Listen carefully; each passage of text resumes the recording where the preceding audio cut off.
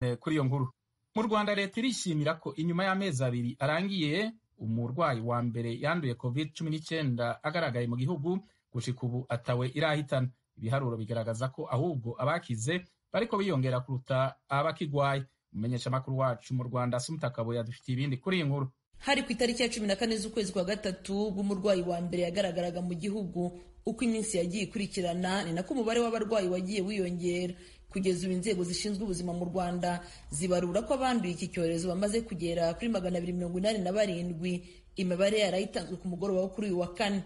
Nubwo abanduye iki cyorezo ari benshi, ni nako imibare y'abagenda bakira igenda irushaho kuzamuka. Imibare yarayitangajwe na Minisiteri y'Ubuzima igaragaza ko abagera ku 168 aribo bamaze gukira iki cyorezo, bakaba barasubiye mu miryango yabo, mu gihe abakirwaye bagera ku 119. Nubwo habonetse abarwayi batari bake, ariko inzego zishinzwe ubuzima mu Rwanda zigaragaza ko nta murwayi n'umwe urahitanwa n'iki cyorezo. Umuyobozi w'ikigo cy'igihugu gishinzwe ubuzima RBC, Dr. Nsanzimana Sabe, yasobanuye impamvu yabyo. Wakwibaza rero ngo tubigenza gute kugira ngo abantu bakire? Icya mbere ni ukubabona kare, kuko iyo umuntu mubonye kare umufasha ubudahangarwa bwe kwirwanaho. Urugero, hari abarwayi twagiye tubona bakeneye nk'umwuka, kuko indwara mu bintu bya mbere iteraho ibibazo abahuye nayo ni ukubura umwuka, kuko virusi ikunda gukurira mu bihaha cyangwa hafi yabyo. Umuntu rero yahawe umwuka, virusi itaraba nyinshi cyane aho hantu, ubudahangarwa bushobora gutuma hatagira n'izindi ziyongera.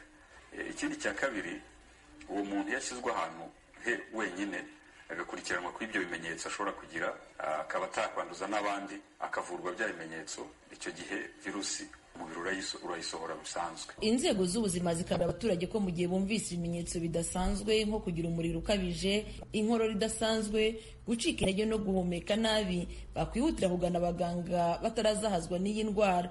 Abashinzwe ubuzima bakunze kuvuga ko bigorana cyane kuvura umurwayi iyo yaje yazahaye.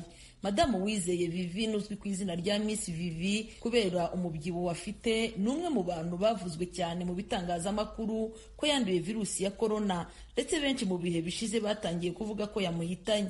Aganira n'Ijwi ry'Amerika yavuze ko ari mu bantu bakize COVID-19 kandi yaraganye abaganga amaze kuzahara. Urumva nyine nabanje kwivuza nzi ko ari bambwira ko ari gripe isanzwe. Urumva rero muri icyo gihe cyose ndi ku miti yaranzonze. Ubwo wumvise noneho abantu batangiye kukubika, kuko nyuma y'iminsi 2 ugiye abantu batangiye gucicikana mu mafoto ngo wapfuye. Sinzi ni warahise ubimenye, wabimenye bigenze bite? Byaje mbona nitaho cyane kandi mbona hari kiri guhinduka bitewe nuko nageze kwa muganga ameze. Kuko urumva niyo wenda umwuka bamaga wari uri hejuru, ukabona baragenda bagabanya quantité y'ingano y'uwo bamaga, nabonaga ko hari kiri guhinduka. Uyu mubyeyi benshi bamenyereye nka Miss Vivi kubera ko ajya agaragara mu birori byo kwiyereka by'abantu banini, agira inama abanyarwanda yo gukomeza kwirinda iki cyorezo kuko benshi banduriye indwara batazi aho bayikuye. Isomo nakuyemo cyane ni ukwirinda bihagije. Ikindi kwibonaho ibimenyetso, ntucike intege wenda ngo nuko wenda ntawe mwahuye. Ikindi nuko wamaze kubona ko ufite ikimenyetso, ni ukwirinda guhura n'abandi, ko wenda nanjye byaramfashe ko nta muntu n'umwe bagize basanga wenda nabo baranduye uturutse inyuma yanjye. So nkavuga ni rero abaturage bakwiye kwirinda cyane cyane, kandi ntibumve ko kwandura ari uguhura n'uwanduye, ahubwo naho bagenda naho bakora nabo bumve ko ari ikibazo, bakaraba intoki kenshi, barinde kugenda bakorakora ahantu hakozwe n'abantu cyangwa hakorwa n'abantu benshi. Niyo bahakoze bibuke gukaraba intoki mbere, birinda kwikora mu maso. Kugeza uyu imibare itangwa na Minisiteri y'Ubuzima yerekana ko umubare ugaragara muri iki gihe ari uw'abagenda bakira iki cyorezo, ariko inzego z'ubuzima zigasaba n'abakize ko bakomeza kwirinda kuko bashobora kongera kwandura mu gihe bahura n'ufite iki cyorezo. Minisitiri w'Ubuzima Dr. Daniel Ngamije aherutse kubibwira Radio Ijwi ry'Amerika.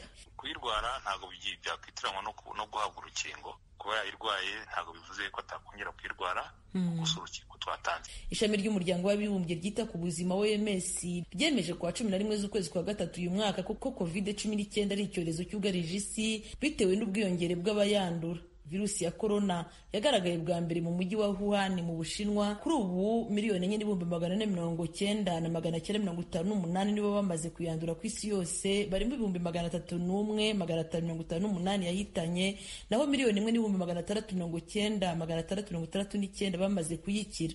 Asumta Kaboyi, Ijwi ry'Amerika, i Kigali.